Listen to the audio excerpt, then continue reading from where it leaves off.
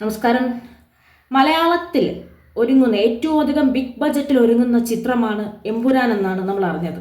142 കോടി ചിലവാക്കിയെടുത്ത ചിത്രം. അതിൽ തന്നെ ലാലേട്ടൻ്റെയും പൃഥ്വിരാജിൻ്റെയും ഒന്നും റെമ്യൂണറേഷൻ ഉൾപ്പെടുത്തിയിട്ടില്ല എന്നാണ് അറിയുന്നത്. അപ്പം ചിത്രത്തിൻ്റെ നിർമ്മാണത്തിന് തന്നെ 142 കോടിയിലധികം ചിലവായ ഒരു ചിത്രം, ബ്രഹ്മാണ്ഡ ചിത്രം വന്നു. ചിത്രത്തിൻ്റെ ട്രെയിലറിൻ്റെ ടീസറിൻ്റെ റിലീസ് ചെയ്യാൻ തിയേറ്ററിൽ വെച്ചിട്ടായിരുന്നു. ഗംഭീരമായിരുന്നു ടീസർ. ഇപ്പോൾ ഈ ചിത്രം ഇനി റിലീസ് ചെയ്യുന്നത് മാർച്ച് 27-ാം തീയതിയാണ്. അപ്പം മാർച്ച് 27-ാം തീയതി വരെയും ചിത്രത്തെക്കുറിച്ചുള്ള ഒരുപാട് അപ്ഡേറ്റ്സുകൾ വരുമെന്ന് പറഞ്ഞിട്ടുണ്ട്. ഈ ചിത്രത്തിൻ്റെ പ്രീ ബുക്കിംഗ് ആരംഭിച്ചിരുന്നു. തിരുവനന്തപുരത്ത് FDS ഷോ നടത്തുമ്പോൾ ഏരീസ് പ്ലക്സിലും ന്യൂ തിയേറ്ററിലുള്ള ഷോയുടെ ഫുൾ ടിക്കറ്റ് സോൾഡ് ഔട്ടാണ്.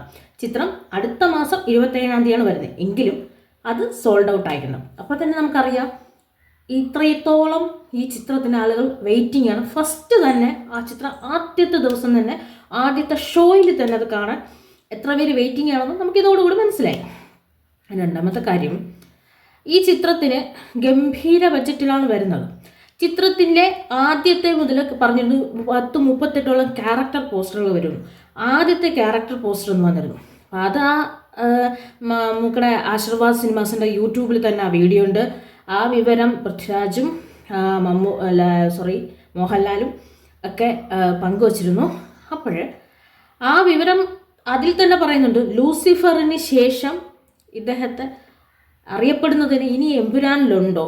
ലൂസിഫർ കഴിഞ്ഞതിന് ശേഷം എമ്പുരാൻ എത്രത്തോളം മികച്ച ചിത്രമായിട്ടാണ് വരുന്നതെന്നുള്ള ചോദ്യങ്ങളാണ് അദ്ദേഹം ഇതുവരെയും അങ്ങോട്ട് ഫേസ് ചെയ്തുകൊണ്ടിരുന്നത്. എന്നാൽ അദ്ദേഹത്തിൻ്റെ ലൂസിഫറിലുള്ള അനുഭവവും ലൂസിഫറിന് ശേഷം എമ്പുരാനിലെത്തുന്ന അനുഭവമൊക്കെ അദ്ദേഹം ആ വീഡിയോയിൽ പങ്കുവച്ചിട്ടുണ്ട്.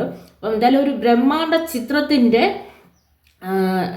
ടീസർ റിലീസിന് ശേഷം ആദ്യത്തെ ക്യാരക്ടർ പോസ്റ്ററാണ് വന്നത്. അങ്ങനെ ഇനി ഓരോ ദിവസവും ക്യാരക്ടറുകൾ വന്നുകൊണ്ടേയിരിക്കും. വന്നൊടുക്കം നമ്മളെ ട്രെയിലറും വന്ന ഒടുവിൽ നമ്മൾ എന്ത് ചെയ്യുന്നു, ആ ചിത്രം കാണുന്നു. അത്രയ്ക്കും ഗംഭീരമായിരിക്കും എന്നാണ് പറയുന്നത്. ഇപ്പം അത്രത്തോളം തുക ചെലവാക്കി അത്രത്തോളം പെർഫെക്ഷനിൽ കേരളം ഇന്ന് കണ്ടതിൽ, മോളിവുഡ് കണ്ടതിൽ ഏറ്റവും ഒരു വലിയൊരു ബ്രഹ്മാണ്ഡ ചിത്രമായിരിക്കും എന്നാണ് പറയുന്നത്.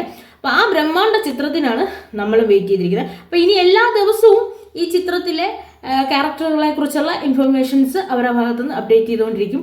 വളരെ സന്തോഷവും ആകർഷകരമായ കാര്യമാണ്. ഒരു ബ്രഹ്മാണ്ഡ ചിത്രം നമ്മളെ മോളിവുഡിൽ ഇറങ്ങുന്നു.